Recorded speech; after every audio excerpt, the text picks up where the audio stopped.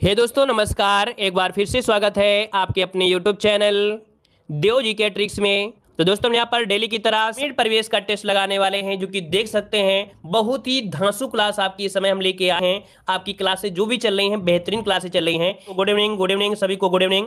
जो लोग हमारे यहाँ पर टेलीग्राम से नहीं जुड़े हैं अभी तक, तो हमारे टेलीग्राम से जुड़ सकते हैं। जो आपकी पीडीएफ वगैरह होती हैं, जो भी पीडीएफ होती हैं जैसे मॉडल पेपर का है, वो हमारे टेलीग्राम पे यहाँ पर डाल दी जाती हैं, तो आप लोग और भी रिवीजन कर सकते हैं। ठीक है, आवाज मिल पा रही है सभी को शुद्धता में? चलिए, आवाज मिल पा रही भाई, सभी को आवाज मिल पा रही है? चलिए स्टार्ट करें। चलिए, पहला क्वेश्चन दिया गया है, ऑपरेशन ग्रीन योजना कब प्रारंभ की गई? ऑपरेशन ग्रीन योजना कब प्रारंभ की गई? यहां पर वन का ऑप्शन क्या बनेगा? तो देखिए भाई, ऑपरेशन ग्रीन योजना आपकी प्रारंभ की गई थी, आपका ऑप्शन क्या बनेगा? चलिए, यहां पर ऑप्शन क्या बनेगा? ए नंबर आपका बनेगा 1 जुलाई 2001 को। ऑप्शन बनेगा आपका ए नंबर 1 जुलाई 2001 इसका राइट आंसर आपका बन जाएगा। तो ऑप्शन बनेगा आपका ए नंबर हो जाएगा। ठीक है ना? चलिए, यहां पर इस पर मत जाइएगा क्योंकि हमने बताया था पीडीएफ में गलतियां होती हैं ना, तो यहाँ पर डी दिया है जो कि गलत है। 2001 से हुई थी। देखो, लिया गया है कि ऑपरेशन ग्रीन योजना उत्तर प्रदेश सरकार द्वारा 1 जुलाई 2001 को प्रारंभ किया गया था। किसानों के हित को ध्यान में रखते हुए केंद्र सरकार द्वारा हाल ही में ऑपरेशन ग्रीन योजना 2021 में प्रारंभ किया गया, जिसका मुख्य उद्देश्य था कि प्रसंस्करण को बढ़ावा देना। तो ऑप्शन क्या बनेगा? ऑप्शन बनेगा आपका यहाँ पर ए नंबर आपका बनेगा। ठीक है, आगे बढ़ते हैं। क्वेश्चन आपसे अगला पूछा गया है कि जनगणना 2011 के अनुसार उत्तर प्रदेश में ग्रामीण जनसंख्या कितनी है? बताइए, ग्रामीण जनसंख्या जो है वो कितनी है? इसका ऑप्शन दीजिए। 2 नंबर में ऑप्शन क्या बनेगा? जनगणना हमने आपको पढ़ाया है ना, तो देख सकते हैं कि 77.73 ऑप्शन बनेगा आपका ए नंबर 77.73% हो जाएगा। हमने बता दिया है कि कोई भी क्लास आपकी बेकार नहीं जाएगी। हम कोई भी क्लास पढ़ाते हैं उससे कम से कम 2-3 नंबर आपके हर एक एग्जाम में मिलेंगे, हर एक मॉडल पेपर में मिलेगा और हर एक क्लास में मिलेगा। तो कोई भी क्लास आपकी बेकार नहीं जाएगी। ठीक है ना? चलिए और देखते हैं, इससे जुड़े हुए कुछ पॉइंट मिल जाए आपको। कुल ग्रामीण देख सकते हैं 155, 317, 278, जो कि राज्य की कुल जनसंख्या का 77.73% है। सर्वाधिक जनसंख्या वाले जिले देखा जाए घटते क्रम में, सबसे पहले प्रयागराज, फिर आजमगढ़, जौनपुर, सीतापुर, गोरखपुर है। ठीक है, सर्वाधिक जनसंख्या वाला जो आपका जिला है वह उत्तर प्रदेश भारत का सर्वाधिक जनसंख्या वाला राज्य है। ठीक है, आगे बढ़ते हैं। क्वेश्चन आपसे अगला पूछा गया है, उत्तर प्रदेश का राजकीय पुष्प क्या है? चलिए बताइए, उत्तर प्रदेश का जो राजकीय पुष्प है वो आपका कौन सा है? 3 नंबर में। तो आपका जवाब क्या बनेगा? गुलाब तो है नहीं है, तो ऑप्शन क्या बनेगा? पलाश का पुष्प हो जाएगा। ऑप्शन बनेगा आपका बी नंबर राइट हो जाएगा। देख सकते हैं इसके कई नाम भी जाने जाते हैं, जैसे इसका वैज्ञानिक नाम क्या है? Butea monosperma. याद रखिए कि आपके पलाश का जो वैज्ञानिक नाम है वो है ब्यूटिया मोनोस्पर्मा। इसी स्थानीय भाषा में छूल भी कहा जाता है। नोट करिएगा कि इसे स्थानीय भाषा मतलब ये हुआ, जैसे आप लोगों यहाँ पर आजमगढ़ से हैं तो इसका दूसरा नाम होता है, इलाहाबाद में दूसरा नाम होगा, कानपुर में दूसरा नाम है, तो स्थानीय मतलब होता है वहाँ के लोग जो बोलते हैं। तो इसे स्थानीय भाषा में छूल भी कहते हैं, टेसु भी कहते हैं, किंसुक भी कहते हैं और ढाक भी कहा जाता है। तो देख सकते हैं नए नाम आपको मिल चुके होंगे। छूल, टेसु, किंसुक, ढाक भी कहा जाता है, क्योंकि कभी कभी ऑप्शन में यहाँ पर आपको ढाक नहीं मिलेगा, कभी कभी ऑप्शन में टेसु नहीं मिलेगा, हो सकता है पलाश भी ना मिले, हो सकता है टेसु या छूल या आपको किंसुक मिल सकता है। ठीक है ना? और इस पुष्प को जंगल की आग के नाम से जाना जाता है, क्योंकि ये देखने में ऐसा लगता है दूर से कि इसमें आग लगी हुई है, काफी बड़ा भी होता है। चलिए आगे बढ़ते हैं। क्वेश्चन दिया गया है कि भारतीय कालीन प्रौद्योगिकी संस्थान कहां पर स्थित है?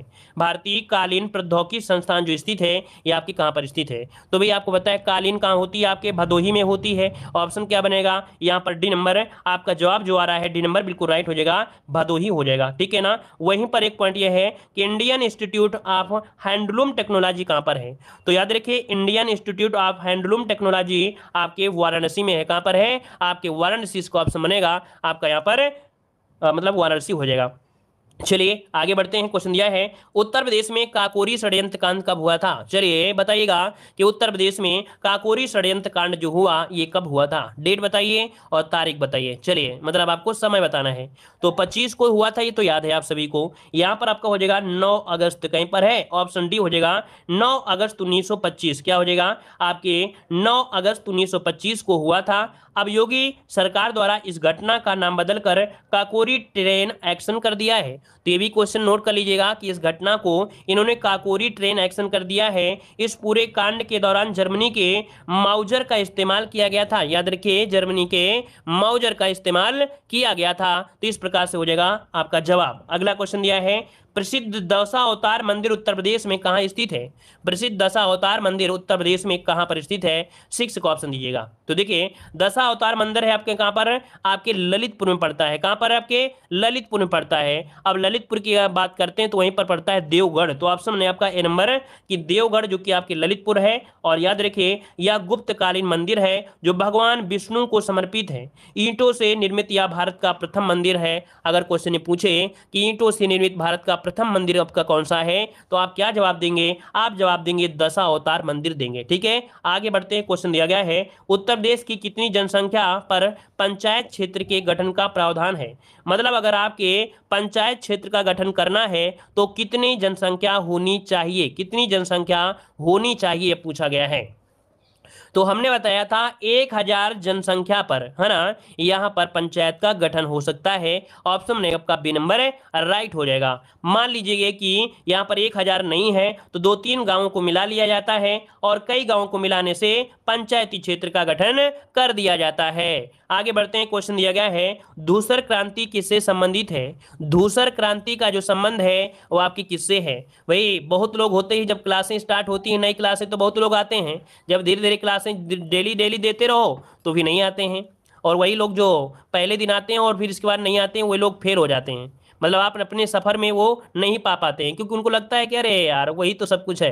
अरे वही कुछ नहीं है, रिवीजन होता है। बार बार पढ़ने से रिवीजन होता है और जो लोग रिवीजन होता है और रिवीजन करते हैं वही सक्सेस होते हैं। आज के समय यूट्यूब में पढ़ना है तो रिवीजन जरूर करिए और रिवीजन नहीं करेंगे तो बेकार हो जाएंगे। ठीक है ना। चलिए यहां पर देखो दिया गया है कि धूसर क्रांति किससे संबंधित है। 8 का ऑप्शन देखिए लगभग सभी का आ गया है। ये है आपके उर्वरक उत्पादन से। जिसका भी ऑप्शन आ रहा है बिल्कुल राइट हो जाएगा, उर्वरक उत्पादन से है। अब यहां पर पूछा जाता है अमृत क्रांति, तो अमृत क्रांति है आपके किसे? तो आपके नदी जोड़ो परियोजना से। लाल क्रांति है आपके मांस उत्पादन से और खाकी क्रांति है चमड़ा उत्पादन से। नोट करिए खाकी क्रांति का संबंध है आपकी चमड़ा से, तो आपके नदी जोड़ो परियोजना, चमड़ा उत्पादन दोनों ही नोट कर लीजिएगा।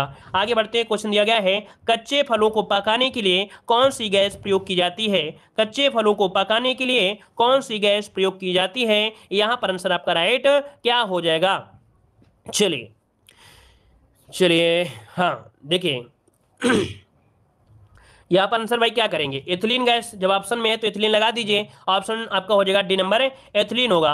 वैसे आपको पता है कि एथिलीन और एसिटिलीन दोनों होता है। देखो दिया भी गया है कि एसिटिलीन का भी प्रयोग कच्चे फलों को कृत्रिम रूप से पकाने में किया जाता है, परंतु यह बहुत अधिक स्वास्थ्य के लिए हानिकारक होती है। अतः प्रभाव जो तंत्रिका तंत्र होती है इसका प्रभाव सीधे पड़ती है। इस कारण से हम लोग विकल्प को ज्यादा उचित मानते हैं। तो इस कारण से डी नंबर आपका हो जाएगा।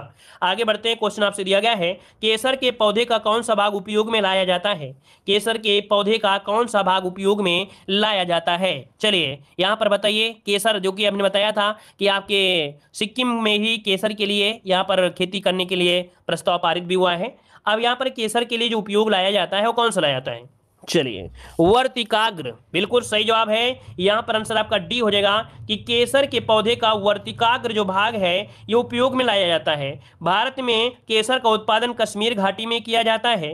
भारत में केसर के उत्पादन में जम्मू कश्मीर का स्थान आपका प्रथम है, जबकि विश्व में केसर के उत्पादन में ईरान का प्रथम स्थान रहता है। तो ये भी नोट कर लीजिएगा। ठीक है ना। आगे बढ़ते हैं। क्वेश्चन दिया गया है उड़ान योजना की शुरुआत कब की गई थी? चलिए बताइएगा। 11 नंबर में उड़ान योजना की जो शुरुआत की गई थी वो आपकी कब की गई थी? 11 नंबर में देखिए भाई उड़ान योजना की जो शुरुआत हुई थी ये हुई थी आपके ऑप्शन नंबर 27 अप्रैल 2017 को। 27 अप्रैल 2017 ऑप्शन बनेगा आपका ए नंबर राइट हो जाएगा। किसके द्वारा की गई थी? तो केंद्रीय सिविल एविएशन मंत्रालय के द्वारा इसकी शुरुआत की गई थी। ठीक है ना। और उड़ान का पूरा नाम क्या है? तो उड़े देश का आम नागरिक। इस योजना का मुख्य उद्देश्य था कि आम नागरिकों को सस्ती हवाई यात्रा उपलब्ध कराना। इसे क्षेत्रीय हवाई संपर्क योजना भी कहा जाता है, अर्थात क्षेत्रीय जैसे कानपुर से लखनऊ, है ना, ऐसे क्षेत्रों में। तो ऑप्शन यहाँ पर नंबर हो गया। आगे बढ़ते हैं। क्वेश्चन आपसे दिया गया है कि प्रधानमंत्री ग्राम सड़क योजना किस प्रधानमंत्री के जन्मदिन पर प्रारंभ की गई थी? ये बताइएगा। यहां पर आंसर क्या हो जाएगा? चलिए बताइएगा कि प्रधानमंत्री ग्राम सड़क योजना किस प्रधानमंत्री के जन्मदिन पर प्रारंभ की गई थी? आपका जवाब क्या बनेगा?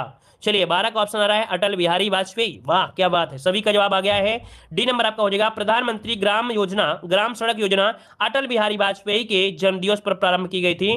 कब प्रारंभ की गई, तो डेट भी आपको देखो 25 दिसंबर को मनाते हैं और सन 2000 को ये आपके प्रधानमंत्री थे अटल बिहारी वाजपेयी के जन्मदिन के अवसर पर ये शुरुआत की गई थी। इस योजना का उद्देश्य क्या है, तो उद्देश्य है गांवों को शहरों से जोड़ना ताकि छोटे किसान अपनी फसल को उचित और किफायती दामों पर बेच सके। और इसी दिन सुशासन दिवस भी मनाते हैं, याद रखिए सुशासन दिवस भी मनाते हैं 25 दिसंबर को। तो दो डेट आपको याद रखनी होगी। आगे बढ़ते हैं, क्वेश्चन दिया गया है कि पंडित दीनदयाल उपाध्याय समृद्धि योजना किस राज्य द्वारा प्रारंभ की गई। चलिए पंडित दीनदयाल उपाध्याय समृद्धि योजना किस राज्य द्वारा प्रारंभ की गई। 13 का ऑप्शन क्या बनेगा, तो भाई आप सिंपल सी बात है कि भाई यूपी इसका आंसर आपका राइट हो जाएगा। ए नंबर आपका राइट हो जाएगा कि उत्तर प्रदेश मंत्रिमंडल द्वारा 8 अगस्त 2017 को पंडित दीनदयाल उपाध्याय कृषि किसान समृद्धि योजना की शुरुआत की गई थी, ठीक है ना। और देख सकते हैं कि यह योजना 2017-18 2021-22 तक उत्तर प्रदेश के बुंदेलखंड के 7 जनपदों को छोड़कर शेष 68 जिले में संचालित किया जा सके। उत्तर प्रदेश के कुल 75 जिले में से 18 मंडल हैं। इस योजना का मुख्य उद्देश्य है कि ग्रामीण क्षेत्रों में बीहड़ बंजर और जल भराव वाली जो भूमि है उसका सुधार करके कृषि योग्य बनाई जा सके, ठीक है। तो इसको पूरा स्क्रीनशॉट ले सकते हैं। आगे बढ़ते हैं, क्वेश्चन आपसे दिया गया है उत्तर प्रदेश खाद्य प्रसंस्करण उद्योग नीति की घोषणा कब की गई थी। उत्तर प्रदेश खाद्य प्रसंस्करण उद्योग नीति की घोषणा कब की गई थी। 14 का ऑप्शन दीजिए। देखिए भाई 14 का ऑप्शन बनेगा आपका 2017, इसका भी ऑप्शन हो जाएगा 2017, इसका ऑप्शन राइट हो जाएगा। अब देख सकते हैं कि उत्तर प्रदेश खाद्य प्रसंस्करण उद्योग नीति की घोषणा की गई कब, 24 अक्टूबर 2017, 24 अक्टूबर याद रखिएगा। यह नीति संपूर्ण उत्तर प्रदेश में प्रभावी है। इस योजना का मुख्य उद्देश्य है खाद्य प्रसंस्करण उद्योग हेतु अनुकूल वातावरण उपलब्ध कराना, मतलब जो खाने वाली जो चीजें होती हैं उनके लिए वातावरण क्या उपलब्ध कराना, रोजगार का सृजन करना, मेगा फूड पार्क की स्थापना करना। आगे बढ़ते हैं, क्वेश्चन दिया गया है कि शीत ऋतु में उत्तर प्रदेश के किस क्षेत्र का तापमान सबसे कम रहता है। यूपी जीके में आपने पढ़ा होगा, है ना। हमने बताया है कि भाई जो भी क्लास दें आप लोग पढ़ते रहिएगा। हम बहुत उम्मीद के साथ आपको ऐसी चीज़ें पढ़ाते हैं जो आपको प्रैक्टिस सेट में मिले भी, आपकी एग्जाम में भी मिले। ऐसा नहीं पढ़ाते हैं कि चलो हमारा फर्ज पूरा हो गया। हमारा फर्ज तभी पूरा होगा जब आप लोग कहोगे कि सर आपका पढ़ाया हुआ एग्जाम में फंसा हुआ है, आपने जो पढ़ाया वही एग्जाम में आया है, तब हमें खुशी मिलती है। खुशी अभी नहीं मिलती है, हमें खुशी तभी मिलेगी जब आप अपने मुंह से कहोगे कि नहीं सर आपने पढ़ाया था वो मिला है हमें, ठीक है। चलिए यहाँ पर देखो दिया है शीत ऋतु में उत्तर प्रदेश के किस क्षेत्र का तापमान सबसे कम रहता है। तो देखिए 15 का ऑप्शन क्या बनेगा, तो ये है आपके कौन, पश्चिमी गंगा क्षेत्र हो जाएगा। यहाँ पर जो ऑप्शन है आपका सी नंबर है, पश्चिमी गंगा मैदान, इसका ऑप्शन बनेगा आपका सी नंबर है, यहाँ पर राइट हो जाएगा। उत्तर पश्चिमी क्षेत्रों में शीत ऋतु में औसत तापमान अन्य सभी क्षेत्रों में सबसे कम लगभग 10 डिग्री सेंटीग्रेड रहता है। अभी आपको पता है, ये भी आपको पता है कि जो पश्चिमी गंगा मैदान है वहां पर क्या है, बालुई एरिया है, जहां पर नमी तो आपको मिलेगी ही और सर्दी भी आपको लगेगी, ठीक है। चलिए अगला क्वेश्चन दिया है हथनी कुंड बैराज परियोजना किस नदी पर अवस्थित है। हथनी कुंड बैराज परियोजना किस नदी पर अवस्थित है। 16 का ऑप्शन दीजिए।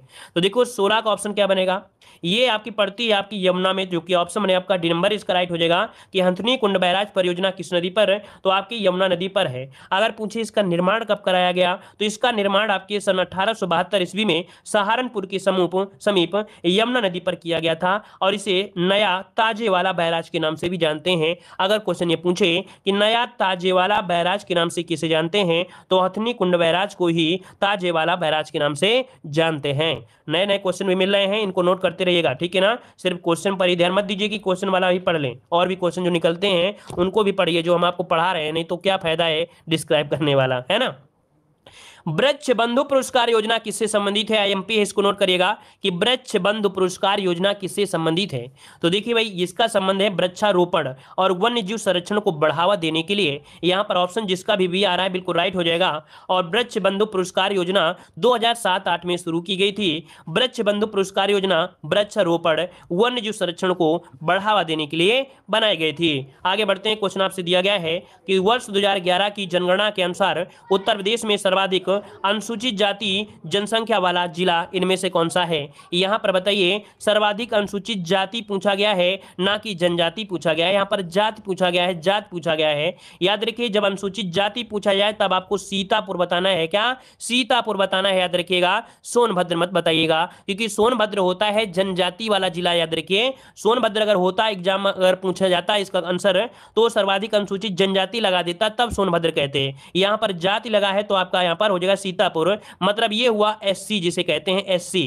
तो एससी मतलब सर्वाधिक अनुसूचित जाति एससी कहा जाता है, और अनुसूचित जनजाति जो कहा जाता है वो एसटी को कहा जाता है। ठीक है ना? तो एसटी जो आपके वो सोनभद्र में है, और एससी जो अधिकतर मिलते हैं सीतापुर में मिलते हैं। समझ गए होंगे। आगे यहाँ पर बढ़ते हैं। यहाँ पर देखिए कुछ पॉइंट और भी आपके हैं कि प्रदेश में सर्वाधिक अनुसूचित जाति वाले जिला सबसे ज्यादा आपके सीतापुर में, फिर इलाहाबाद, हरदोई, आजमगढ़, फिर आपका लखीमपुर। ठीक है। अगला क्वेश्चन दिया गया है कि सर्वाधिक राज्यों की सीमा को स्पर्श करने वाला जिला कौन सा है?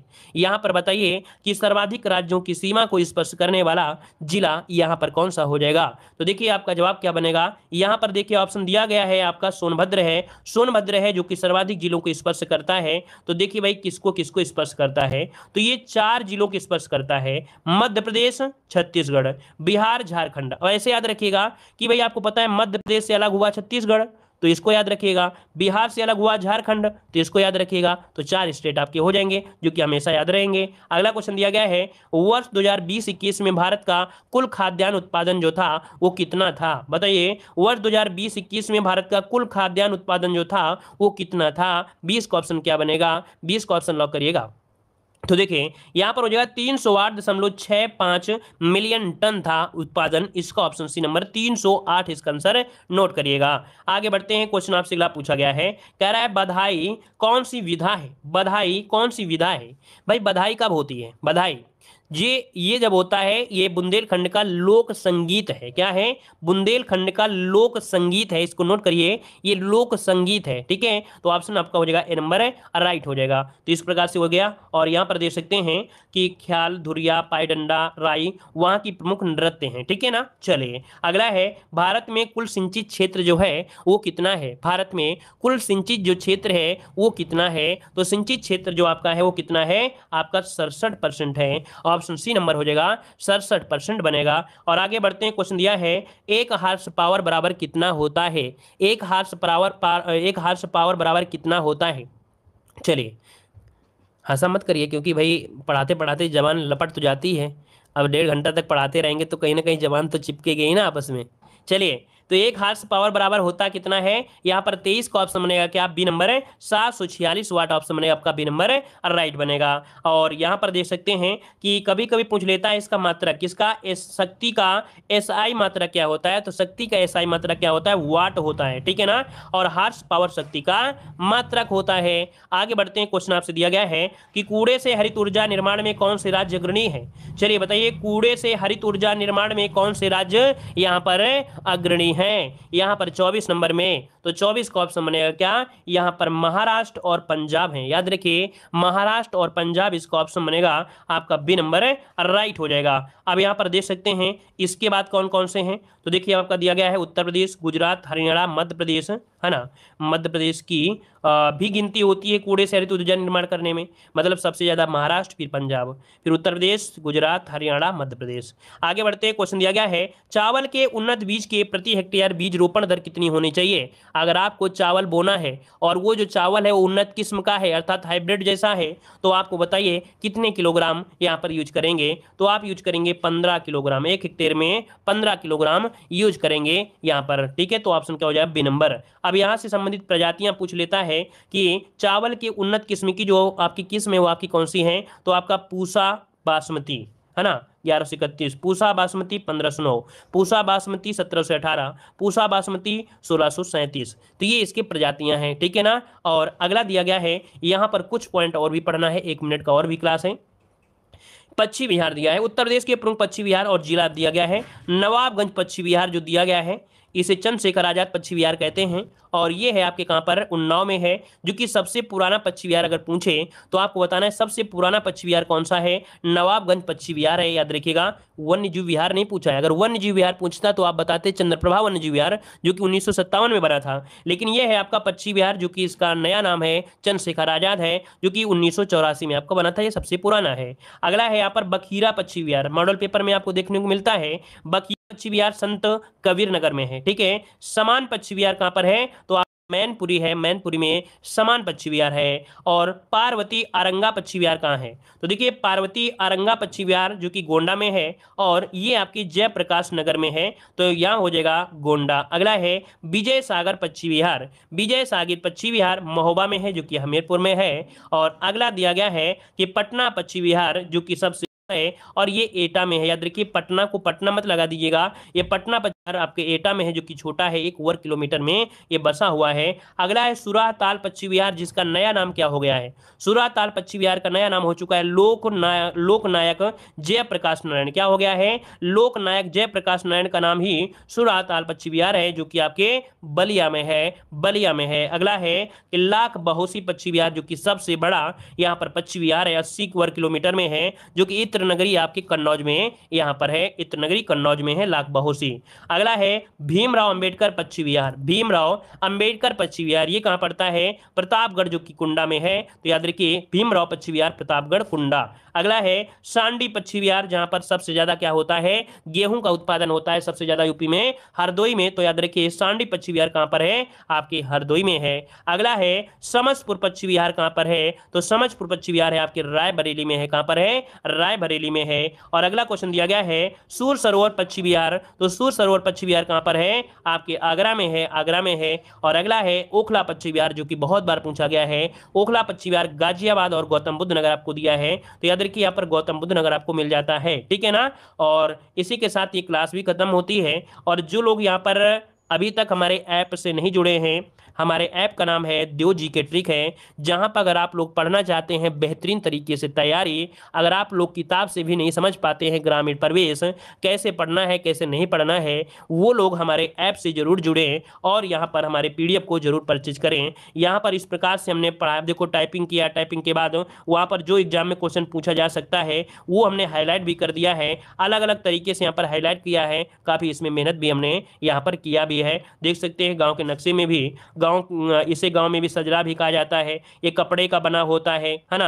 और लेखपाल इसे पड़ताल भी कहते हैं, खतौनी में लाल रंग की स्याही होती है। जो भी चीज़ एग्जाम में पूछी जाती है, जो भी ऑप्शन में होते हैं, उस चीज़ को हमने इससे ऐसे हाईलाइट कर दिया है ताकि भाई आपको समस्या ना हो। हम समस्या का समाधान खुद से कर लेंगे, मेहनत कर लेंगे, रात दिन एक कर देंगे, लेकिन अगर आपसे हम थोड़ा सा भी पैसा अगर लेंगे तो अपनी मेहनत का ही पैसा लेंगे, ताकि जिससे टाइपिंग कराए हैं, जिससे हमारा खर्चा भी थोड़ा बहुत चल सकता है, बस उतने पैसा लेंगे, बहुत ज़्यादा पैसा नहीं है। हमारी ऐप का सबसे महंगी पीडीएफ आपकी यही है, 99 रुपए वाली ही पीडीएफ है, जो कि सबसे महंगी पीडीएफ है, ठीक है ना। यूपी जीके की आपकी 49 रुपए में है, कंप्लीट थ्योरी भी है। साथ में आपको बता दें कि ग्रामीण प्रवेश के 6 previous year practice complete describe के साथ भी आपको मिल जाएंगे हमारे ऐप ग्रामीण प्रवेश की पीडीएफ परचेज करने पर। आपको कंप्लीट थ्योरी और साथ में योजनाएं और आपके 725 एमसीक्यू और 6 प्रीवियस ईयर क्वेश्चन भी आपको इसी में मिलेंगे, विद सॉल्यूशन आपको मिलेंगे, ठीक है ना। साथ में कंप्लीट यूपी जीके भी है, और अदर जो हमारे पीडीएफ हैं, जैसे आपकी हिस्ट्री की हैं तो आपकी 35 रुपए की हैं, और हिंदी की हैं 35 रुपए में है, 40 रुपए में है, मतलब 30 रुपए, 40 रुपए, 50 रुपए, ये बहुत ज़्यादा रुपए नहीं होते हैं, बहुत ही कम होते हैं। अगर इतना मेहनत करते हैं तो इतना तो आप लोग जानते ही हैं, है ना, कि कोई आपके लिए इतना मेहनत किया है, तो 10, 20, 50 रुपया ना देखें, अपना भविष्य देखें कि हमारा 50 रुपये में अगर भविष्य बन सकता है तो आप लोग यहाँ पर पीडीएफ हमारे ऐप से ले सकते हैं। अन्यथा आपकी बुक मार्केट में है तो आप लोग बुक से पढ़िए, हम किसी को जबरदस्ती कभी भी नहीं करते हैं, ठीक है ना। तो चलिए फिर हम लोग मिलेंगे कितने बजे भाई, अब हम लोग मिलेंगे यहाँ पर 8:45 में, जो कि हिंदी की क्लास में मिलने वाले हैं, ठीक है ना। और सभी लोग भाई वीडियो को लाइक करिएगा, जो लोग हमने आपको बता दिया है, जो लोग लाइक नहीं किए हैं तो भाई लाइक करिएगा। और जो लोग लाइव क्लास नहीं ले पा रहे हैं किसी कारण से, भाई खाना बना रहा है, कोई भैंस को चारा लगा रहा है ना, कोई बच्चों को भी खिला रहा है, बहुत ही गृहिणी होंगी जिनकी शादी हो गई है, बच्चे हैं, तो वो अगर टाइम नहीं निकाल पाते हैं लाइव क्लास की, तो भाई रात में दे सकते हैं, या जब भी आपके पास टाइम निकलता है तो इस समय की जितनी भी क्लासें दे रहे हैं वो क्लास आप लोग जरूर देखिएगा, सभी क्लासें, ठीक है ना। चलिए धन्यवाद।